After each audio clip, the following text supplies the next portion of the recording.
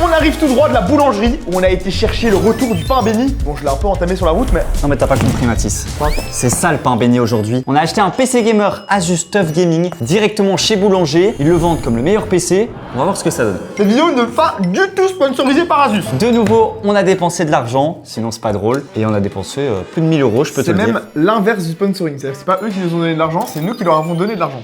À Boulanger? À Asus et à Boulanger. Ouais.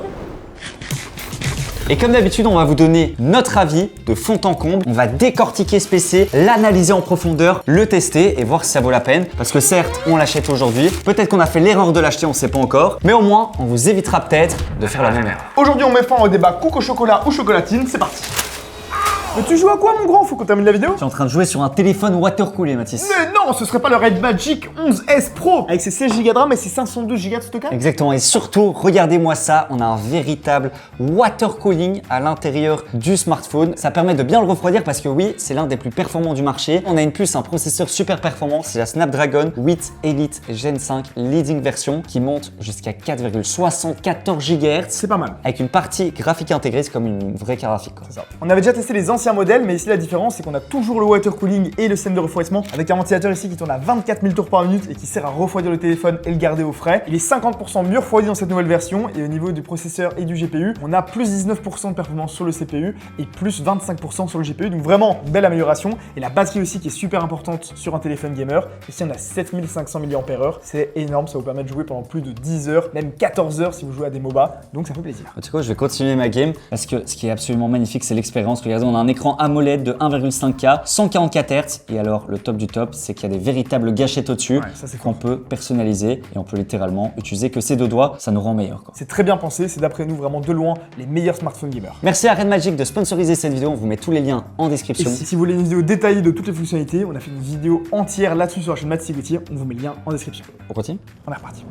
Alors il faut dire un truc pour commencer, c'est que ce PC Asus est vraiment très spécial. C'est pas un simple PC, d'ailleurs Asus à la base ne fait pas de PC complet. Ils font des PC portables, ils font des composants de PC gamer, ils font des roguelike et évidemment ils revendent via des intégrateurs comme Flub par exemple, des PC avec tous des composants Asus à l'intérieur. Mais là c'est vraiment un PC qui est vendu par Asus. On avait découvert ce PC lors du Computex de l'année dernière, mais sans l'avoir testé, ni les performances, ni vraiment l'avoir eu entre les mains. C'était juste en expo. La différence ici, c'est qu'on a un processeur de PC portable. C'est un PC gamer pas comme les autres. Et alors, ils ont même osé faire un refresh en 2026. Ça veut dire que Asus sont confiants, Boulanger également. Donc maintenant, Mathis, c'est à nous de voir ce que ça donne. Alors déjà on l'a reçu comme ça par la poste, donc j'espère qu'il sera pas abîmé. Le carton est en bon état, donc normalement ça devrait aller. Et il est très léger, hein. Ça, C'est vrai on a peut-être oublié de le dire. Il est très léger. Il pèse exactement, je peux vous le dire. Moi aussi, je peux te le Dans un dire. instant. Ok, le poids est pas noté, on ira le peser juste après. La petite boîte d'accessoires. La fiche d'alimentation, toujours utile, et puis les manuels et les garanties, totalement inutiles. Et si vous aimez bien ce genre de petites vidéos test, réact de PC, de site ou de marque, n'hésitez pas à vous abonner à la chaîne. On approche tout doucement d'1 million d'abonnés et au 1 million d'abonnés, on fait gagner 50 PC. Et il y a quelqu'un qui m'a demandé il y a pas longtemps, vous allez vraiment faire gagner 50 PC? Oui. Oui, et ce sera gratuit. Il n'y aura pas de t-shirt à Rien. acheter, pas de tapis de souris, Rien. pas de clavier fleuve, pas de casse fleuve. 100% gratuit, il y aura des PC à tous les budgets, il y aura même des PC à plusieurs milliers d'euros. Voilà, c'est juste pour le kiff. Hop. Et il est déjà tout petit, ça fait plaisir. Il est ridicule même. Parce que ça peut avoir un avantage, tu vois, si tu veux le déplacer facilement, là, c'est vraiment tout petit. Après, qui dit petit, dit petite performance, hein. En général, c'est vrai, petit et léger, c'est quoi ça? C'est quoi? C'est anti-corrosion. Ok, bon à savoir. Il est ridicule, on dirait qu'il a même pas de pied. Il est posé sur... Après, tu perds un peu d'aura, quoi. Et pourquoi Tu il est vois, incliné comme ça? t'as ça dans ton setup, ça fait un peu jouer, quoi. Dites tout ce que vous pensez du boîtier. En vrai, il a un petit design un peu militaire, etc. Mais je l'imaginais beaucoup plus grand. Alors qu'on l'avait vu en vrai, mais je me rappelais pas qu'il était si petit. D'ailleurs, en parlant de militaire, sur le site d'Asus, il est Military Grade. Qualité, c'est-à-dire qu'en gros, il a un grade militaire en termes de qualité, de résistance. Je sais pas à quoi ça sert. On va tester ça. Non, après. Pas maintenant. Moi, j'ai envie de voir l'intérieur. Qu'est-ce qu'ils nous ont mis comme configuration? Pour l'instant, ce que je vois dans la vitre, c'est vraiment drôle, hein, parce qu'il manque un truc. Regardons plutôt l'avant pour commencer. Rien de spécial. Déjà, le gros problème qu'on a sur les PC OM, ça veut dire quoi? C'est les PC qui sont montés directement par les marques. C'est qu'on a très peu d'USB, que ce soit à l'arrière ou à l'avant. Et surtout, si on est sur un processeur de PC portable et une mauvaise carte mère, on pourra en avoir vraiment très peu, donc testons ça. Déjà à l'avant, on a deux USB 3.2 Gen 2 de 5 Go, vraiment pas mal. Oh oui. On a un type C de 5 Go également et une prise casque et micro, donc un jack. Et on voit déjà un petit indice ici, on est un sur un Intel Core 7. Ça fait plaisir. Et à l'arrière, on a connu pire avec Alienware. J'ai envie de dire, ça passe encore, mais c'est quand même très léger. Ouais. On a, alors ça je comprends pas. Qu'est-ce qu'ils nous ont foutu? Ils ont mis deux fiches vidéo. Un DisplayPort et un HDMI, alors qu'on a une carte graphique. Pourquoi mettre ça? À la limite, s'il y a une panne, on met un HDMI et pourquoi mettre les deux? Oui. On a 4 USB en A, mais pas de type C. De nouveau, on est en 2026 et c'est la version 2026. Ah oui, donc on a qu'un seul type C à l'avant. C'est limite. Ça pique un peu et on va retrouver quand même l'Ethernet, heureusement. Ouais, mais c'est 1 giga. Et alors que 3 fiches audio, pas de fiches optiques, rien, c'est un peu limite. Ouais, quoi. on est sur du Wi-Fi 6 et de l'Ethernet 1 giga. Niveau connectique Non, en c'est du 1 giga 2026, c'est pas top. C'est du 1 giga? Ah, c'est pas ouf. Hein. Ah oui, c'est un HDMI 1.4 et du Ethernet 1 giga. Ça veut dire quoi? La fibre dépasse vraiment les 1 giga en France, par exemple. Voilà, en Belgique non, mais. Bon, je pense qu'il est temps d'arrêter de circonlocuter. On va retirer cette petite plaque arrière et voir ce qu'on a à l'intérieur. Je suis en train de me dire, imagine si on monte un PC full tough gaming mais avec des composants. Ouais. Imagine, on est moins cher que ce PC, ce serait honteux. C'est le but de la vidéo. On va évidemment tester les performances et à la fin comparer si on devait le faire nous-mêmes ou autre. Hop, on retire la vitre. La plaque arrière. C'est bizarre parce que la vitre elle est un peu au-dessus de la plaque, on dirait que ça pourrait se retirer. C'est du verre ou du plexi? Mais ça se retire. C'est bien du verre. Donc en gros, le processeur est là en dessous, il est soudé à la carte mère, étant donné que c'est une carte mère de PC portable également. Et on a 3 caloducs qui passent dessus et qui en fait remontent dans le tout petit radiateur qu'on a juste là et avec un petit ventilateur. Après, j'ai envie de dire, si on veut pas faire vraiment les mauvaises langues, si le processeur consomme comme un PC portable, c'est-à-dire très peu, ne chauffe très peu, ça peut être une bonne idée. Surtout que les processeurs de dernière génération version PC portable sont très efficients et ont en vrai des bonnes performances. Donc normalement, et c'est d'ailleurs ce qu'ils mettent en avant sur leur site, si tu sors un processeur de PC portable qui est d'habitude dans un tout petit châssis, pas très bien refroidi, et tu le mets dans un PC fixe mieux refroidi, ça peut que être encore mieux. On peut gagner des performances. Et si c'est moins cher, ça on ira le vérifier, ça peut être intéressant. Alors moi, ce qui me fait déjà rire, c'est que tu vois que c'est du Asus, mais à moitié, tu vois. L'alimentation qui n'est pas une Asus, pourquoi? Asus font des alimentations, expliquez-moi. C'est une Lithéon et c'est une sorte d'alimentation de serveur. Regardez, elle est toute petite, elle prend la moitié de la largeur du boîtier qui est déjà pas bien large. C'est pas du SFX, hein. Non, c'est pas du CFX, c'est vraiment pour les serveurs avec la petite fiche à l'arrière. J'espère que ça va pas faire trop de bruit. Elle est toute fine, elle est dégueulasse par contre. Heureusement que la vitre fait pas tout le long du boîtier, qu'on a quand même un petit cache pour essayer de cacher cette monstruosité. Oui, je suis d'accord avec toi. C'est vraiment Et alors, moche. Ce qui est vraiment drôle, c'est que c'est une 80 Plus Platinum, Ouais. pas modulaire. Donc bon, au moins on a un bon rendement. Et alors, combien de watts? Généralement pour les serveurs, c'est souvent Platinum pour essayer d'économiser un maximum d'électricité parce que comme ça tourne 24 h sur 24, bah, le but c'est de économiser. Et c'est une 330 watts, donc ça pour l'upgrade, c'est vraiment génial. 330. Après, nouveau, si le processeur consomme 30 watts, Oui. ça va. Logiquement, le processeur va très peu consommer. Par contre, c'est vrai qu'au maximum dans ce PC, on peut monter sur une RTX 5060 Ti, que ce soit par la taille, parce qu'on peut voir que la carte graphique remplit déjà bien le boîtier. Elle est attachée au bout d'ailleurs, donc ça c'est bien, elle tient bien. Et on est aussi bloqué du coup par l'alimentation, qu'on pourra pas mettre une grosse carte graphique là-dessus. Oui, on pourra pas trop upgrade le processeur non plus, quoi. Ça va être compliqué s'il est soudé. Ah oui non, là on peut rien upgrade. Hein. C'est pas military grade, c'est plutôt millimétré, et surtout c'est figé dans le temps, c'est-à-dire que là tu peux rien upgrade. Allez, peut-être la RAM. Attends. Elle est où là? Je vois le Elle est où, ah la bah là, RAM? c'est littéralement marqué dessus, hein, DDR5 RAM. Ah oui, moi je suis pas un génie. Faut ouvrir ses yeux. On a un petit cache. Ah oui, c'est pas du tout un cache qui refroidit, c'est une étiquette en plastique. Tu vois, quand tu regardes les photos avant d'acheter le produit, tu te dis, ah, c'est génial, il y a un dissipateur sur la RAM. Non, c'est une petite étiquette. Il y a 2 barrettes de RAM. Ça, on leur laisse, c'est des barrettes du coup, hop, en sodium, c'est des barrettes de PC portable. En soi, les barrettes de PC portable ne sont pas moins bonnes que celles de PC fixe. Non, on l'avait testé dans la vidéo où on a retrouvé la RAM, on a testé, on a comparé, ça marche. Alors celle-là, je l'avais jamais vue. Nania, c'est le monde de Nania. Là, moi j'ai 16 Go, je pense que toi 16 aussi. Go également, ça fait 32 Go en 5600 MHz, ce qui Pas vaut mal. aujourd'hui plus de 300 € quand même, il faut le dire. Ouais, en vrai, la RAM, je pense que c'est un plutôt bon point. Oui. En plus, c'est moins cher, donc si vous voulez upgrade et passer sur 64 par exemple, ça vous coûtera un peu moins cher que d'acheter des barrettes standards. Donc moi, ça me va. Parce que la carte mère, elle par contre, elle est pas du tout transférable. Regardez, en fait la carte mère part d'un côté à l'autre, étant donné que les USB ici à l'avant, c'est pas un front panel qui est relié avec des câbles à votre carte mère, ça fait partie de la carte mère. C'est On dans le voit PCB quoi. ici en bas à droite, c'est une extension de la carte mère qui va jusqu'à l'avant et ça va jusqu'à l'arrière. Donc autant dire impossible de la changer de boîtier. Ou alors il faut vraiment adapter et tout, c'est l'enfer. C'est plus que propriétaire, c'est sur mesure pour le boîtier. C'est pas une Et- ATX quoi. Ah non non. Alors, C'est une quoi? Ah c'est rien du tout. En gros, c'est la merde. Ok. Alors rien que, Compliqué là. rien que la sortir, c'est déjà pas facile. Voici la carte graphique. C'est une vraie dual. Ouais. Elle est belle. Je vois pas de modification ou quoi que ce soit. Non, moi je vois le modèle, on en reparle juste après, mais ça a l'air d'être une vraie carte. Ça c'est vraiment bien pour le coup. Le nombre de marques qui ont mis des cartes graphiques OEM dégueulasses, là au moins on a un vrai modèle Regarde la carte mère. et qu'on peut revendre. Elle a une gueule la carte mère, mon ref. Ah oui, ça c'est horizontal. Et le SSD, on voit que c'est un SSD Micron, ça c'est vraiment bien. Gen 4 j'espère. S'il te plaît, me dis pas que c'est un Gen 3. On est sur un Gen 4 de 1 Tera. Je pense qu'on a fait le tour. Alors niveau cam management, on va pas avoir besoin d'aller voir derrière.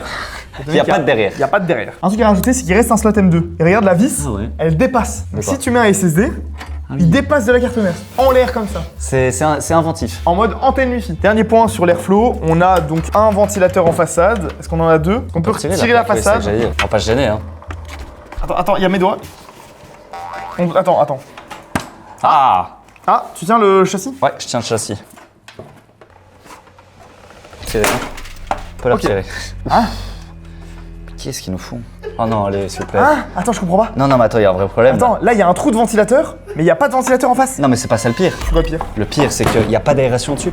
Mais où part l'air? Attends, mais non, t'as pas compris. Là, moi, je croyais qu'il y avait un ventilateur en façade. Ah oui, il y en a pas. Regarde là. Ah, ils ont mis un... Mais non, ils ont fermé. Mais oui. Mais non, mais c'est des débiles. Donc ils ont mis une aération ici pour mettre un ventilo, et même si tu le rajoutes, c'est fermé. Oui, mais attends, je vais te spoiler un truc. Déjà, il n'y a pas de place pour le rajouter. De deux, ça, à mon avis, c'est un châssis qu'ils utilisent dans les PC bureautiques, etc. de chez Asus, tu vois. Et à mon avis, ils ont juste repris la base. Catastrophique. Il n'y a pas de ventilateur en façade. Où sort l'air? Vas-y, dis-moi. Et où il rentre surtout? Mais il rentre là, avec le water cooling. Mais non, là, il sort. C'est en extract. Il n'y a même pas de grille d'aération du tout, hein. Attends, mais il y a plein de câbles qui Ah bah passent. Asus, allez, ils nous font des ROG Astral, ils nous font des Matrix liquides LCD, ils nous font de la RAM, En fait, ils nous font...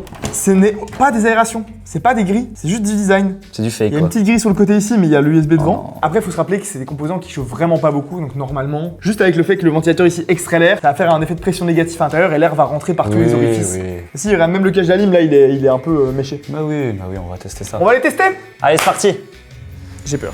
Alors Mathis, ce PC gamer boulanger, est-ce qu'il va se vendre comme des types, hein? Est-ce qu'il sent bon la petite brioche qui sort du four? Pour ça, rien de mieux que de se référer aux 3D Mark, c'est le test qu'on fait absolument à chaque vidéo. Alors qu'est-ce que ça donne le score? Eh bien, on a un score de 13 000, c'est très bien pour un PC milieu de gamme, avec lequel on va pouvoir jouer en 1440p sans trop se fouler. On n'est pas non plus sur le très haut de gamme. Par contre, on a remarqué un truc pas normal qu'on voit rarement sur des PC qui sont pas overclockés, c'est qu'il y a marqué légendaire en termes de score. Parce que oui, 13 000, voilà, on a connu mieux, mais pour les composants qu'on a dans ce PC, on vous le rappelle, le Core i7 240H et la 5060, eh bien, on est largement au-dessus de la moyenne. Comment est-ce qu'on peut être au-dessus de la moyenne? Surtout que sur 3D Mark, on peut reprendre exactement le même processeur et on voit que normalement le 240H a 12 779 de score. Donc on passe de 12 779 à presque 14 000. C'est normal, c'est un processeur de PC portable. À la base, il est dans les petits châssis mal refroidis. On savait pas si on allait avoir une vraie différence de performance ou pas. Asus dit que oui. Et là, on n'a rien à dire, ça se vérifie. Il est quand même bien plus performant quand il est sorti du PC portable pour être mis ici dans un châssis un peu plus grand, une plus grosse carte mère, parce que c'est presque pas le même processeur. On passe de 12 000 à presque 14 000. C'est pas du vent. C'est une vraie augmentation. 15% en plus. C'est un 240H sous stéroïde. Du coup, ce qui est ouf, c'est si on compare à un processeur de PC fixe, c'est équivalent à un Ryzen 7 9700X. Sur papier, ce processeur de PC portable est équivalent à un 9700X. Ouais, c'est assez dingue. Alors évidemment, c'est sur 3D Mark, ça comprend pas tous les scores, le nombre de cœurs, etc. Il y a certaines tâches où un 9700X restera meilleur, mais c'est quand même impressionnant parce qu'il faut savoir que le 240H dans un PC portable, c'est plutôt un 14400F, qui est un bon processeur, mais qui reste plutôt entrée de gamme. Pourtant, quand on va voir dans HW Info, on voit qu'il est bien à 45 watts. Ouais, comme c'est prévu de base, donc il a le même TDP que ce qui est prévu sur un PC portable. Comment il peut avoir plus de perf s'il a le même TDP? Est-ce qu'on n'irait pas lancer un petit OCCT? Si, on peut le faire. Alors évidemment, on a fait tous les tests de température avec la vitre fermée, on va reparler du système de refroidissement. Là, ça fait 12 minutes que le OCCT tourne, et on peut voir qu'il est pas du tout à 45 watts. Il est à 87 watts. Comment c'est possible? Alors pour savoir ça, on a sorti le rapport justement un peu plus complet de HW Info et on a remarqué que évidemment la carte mère, eh bien elle a été un peu trafiquée par Asus. C'est une carte mère custom, elle a un BIOS custom et en fait elle permet au processeur de monter beaucoup plus haut dans les fréquences. C'est bien entendu possible sur desktop et on le sait, les Core i7 étaient ultra bridés et on pouvait leur autoriser de monter plus haut en termes de wattage. Ici on a 87 watts. Sur PC portable, ne le faites pas. Oh déjà non. c'est pas possible. Ça brûle. Alors, déjà c'est pas possible, mais n'allez pas mettre un BIOS custom parce qu'en fait votre PC portable va littéralement, en réalité il va pas brûler, mais il va être bridé par les températures. Et d'ailleurs ici, on est légèrement bridé. Oui, c'est dommage. En vrai, ça aurait été incroyable d'avoir 87 watts sur un processeur de laptop avec 5.2 en boost. Le seul problème, c'est que après 10 minutes, on va être à 3.8 GHz. Donc on passe de 5.2 à 3.8. Et là, par contre, en gaming, on s'en fout du TDP. Oui. Honnêtement, on a beau avoir 300 watts sur le CPU. Oui. C'est pas ça qui nous intéresse. Ce qu'on veut, c'est évidemment la fréquence. C'est bien de monter plus en watts, c'est comme si vous mettez plus d'essence dans une voiture, mais le but c'est de rouler plus vite. Là ici, on est quand même un peu bridé par le système de refroidissement. Et d'ailleurs, comme sur PC portable, on peut voir que la température plafonne à 85 degrés. Ouais. Il y a des processeurs et surtout les anciens de chez Intel où ça pouvait monter jusqu'à 100 degrés. On sait là où ça nous a amené, il brûlait et tout. Donc là, c'est limité à 85 et donc la fréquence baisse un peu. Et ça, c'est clairement à cause du système de refroidissement. Et là, pour moi, ils se sont mis une balle dans le pied tout seul. C'est qu'ils nous ont mis un châssis plus grand où, allez, très objectivement, vous savez, vous nous connaissez, on est toujours objectif. Il y a largement la place pour mettre un putain de ventirad. Et en fait, ce qu'ils ont fait, Ils ont c'est essayé qu'ils- d'être inventifs, tu vois. Et qu'est-ce qu'ils nous ont fait? On en a pas beaucoup parlé dans l'intro. En fait, ils nous ont mis 3 caloducs sur le processeur. C'est pas un water cooling, hein. C'est juste une sorte de ventirad étalé. Le radiateur est ici. On a un ventilateur. Pourquoi faire ça? Étant donné qu'on n'a pas de grille d'aération au-dessus et pas d'entrée d'air, au moins toute la chaleur est dans le radiateur. D'ailleurs, il est vraiment chaud et ça sort directement. C'est débile. Si on met un ventirad au milieu, le problème, c'est que la chaleur va rester au milieu. Il aurait suffi de mettre un ventirad et un ventilateur à l'arrière. Et là, c'était bon. Et une aération dessus. Moi, je trouve juste qu'ils ont fait les choses à moitié. Prendre un très bon processeur hyper efficace et efficient de PC portable, le mettre dans un plus gros châssis pour le booster, c'est bien. Mais améliorer le système de refroidissement, on aurait eu des perfs encore meilleures. La RTX 5060, même sur mini PC, elle était moins chaude. 72 degrés sur une C'est puce beaucoup. qui chauffe pas du tout, 145 watts. Comment on peut arriver à 72 degrés avec 140 watts? Ouais. Explique-moi. Surtout, je vous rappelle que c'est un modèle dual tout à fait standard. Il n'est pas condensé ou autre. Il y a un vrai radiateur, deux Tu ventilateurs. sais quoi, Mathis? C'est clairement l'airflow du boîtier qui Tu pourrit. sais quoi, on va vite montrer. On va faire voilà, petite preuve scientifique. Je vais lancer un petit OCC. Remets-la vite, remets-la vite. On va mettre un petit. On va balancer de la fumée. Par où rentre l'air? J'ai relancé le OCCT. C'est parti, Mathis. Allons voir ce problème Alors, technique. moi, ce que j'aimerais savoir, c'est par où est-ce que la fumée va rentrer, par où est-ce que l'air rentre dans ce boîtier. Alors, ça peut pas être par l'avant. C'est limite expulsé. Oh non. Il n'y a pas d'air qui rentre à l'avant. La face méchée ici, c'est la plus grosse arnaque qu'on a vue cette année. Hein. Comment c'est possible? C'est vraiment que pour le design. Ça va bien rentrer quelque part. Ça finit toujours par rentrer. Ouais. Il y a un problème. Viens.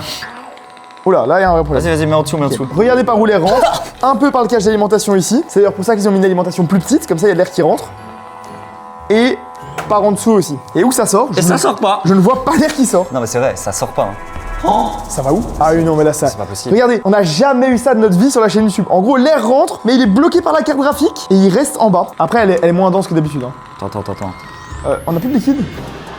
Bon, je pense qu'on peut clairement dire à l'intérieur qu'il y a un problème d'airflow. En fait, l'air rentre uniquement par le dessous et par le bas de la plaque ici. L'air reste bloqué.